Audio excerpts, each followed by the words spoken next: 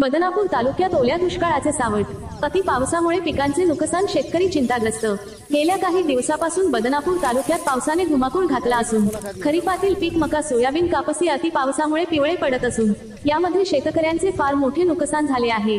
यामुळे संपूर्ण शेतकरी चिंताग्रस्त असून आता शासनाने सरसकट पंचनामे करून वल्ला दुष्काळ जाहीर करून पीक विमा मंजूर करावा व मोडकळीस आलेल्या शेतकऱ्यांना धीर द्यावा अशी मागणी बदनापूर तालुक्यातील मेहुणा या गावातील शेतकऱ्यांनी केली आहे। ब्युरो रिपोर्ट, कार्यकारी संपादक शिवाजी पडोळजी, न्यूज 24 तास। तालुक्यातील मेहुणा या गावामधील शिवार आहे, त्या शिवारामध्ये निसर्गाच्या लहरीपणामुळे, निसर्गाने कहर केल्यामुळे या गावातील जवळपास पूर्ण जे क्षेत्र आहे ते पाण्याखाली आल्यामुळे, पाऊस जास्त झाल्यामुळे सडक्या बसून गेल्या, सोयाबीन बसली, मक्का बसलेल्या आहेत। आपल्यामध्ये काही शेतकरी आहे गावचे, आपण त्यांच्याकडून जाणून घेणार आहोत। भाऊ, पावसामुळे काय झालं नेमकं? पावसामुळे सरकीची नुकसान झाली, सोयाबीनची नुकसान झाली, पुन्हा मक्काची नुकसान झाली साहेब। माझं याला काय पर्याय की आता खूप सरकार करू शकतो। तुम्ही काय सांगा?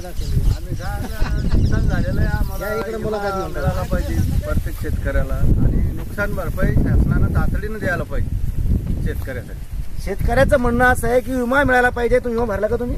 विमा भरलेला आहे आम्ही, आम्हाला विमा तर भेटलाच पाहिजे, पण आता जे सरकारनं जे पॅकेज जाहीर केलं त्याच्यात आम्हाला समावेश करून आम्हाला लवकर तातडीची मदत देण्यात यावी, ही आमची सरकारला विनंती आहे। सरकारनं जे काही पॅकेज जाहीर केलेलं आहे शेतकऱ्यांसाठी, त्या पॅकेजमध्ये आमचं गाव आलं पाहिजे अशी या ठिकाणी शेतकऱ्यांनी मागणी केलेली आहे। दुसऱ्या शेतकरी आपण त्यांना विचारणार आहोत, तुमच्या गावात नुकसान काय झालं?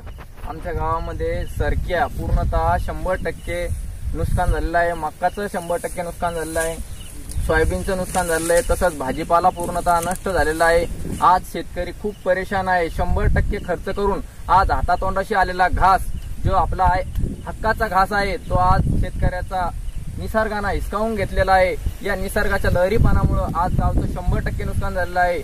आज गावावर खूप मोठं संकट आलेलं आहे, तरी सरकारनं आम्हाला हेक्टरी 60,000 ते 1,00,000 रुपयापर्यंत मदत करावी, कारण की 100% नुकसान झाल्यामुळे आज सरकारची तुटपुंजी जी मदत येणार आहे ती मदतीपासून आम्ही वंचित न राहिलो पाहिजे, आणि 100% आम्हाला मदत झाली पाहिजे। विमा हा 100% मंजूर झाला पाहिजे, ही आमची विनंती आहे। अगदी बरोबर आहे। शेतकऱ्याला खरं म्हणजे प्रत्येक वर्षी काही ना काही संकट येतच राहतं, आणि त्या संकटामुळे शेतकरी त्याच्या जी दलदल आहे त्यातून बाहेर निघायला तयार नाहीये। आताच्या शेतकऱ्यांनी सांगितलं की आम्हाला सरकारनं मदत केली पाहिजे।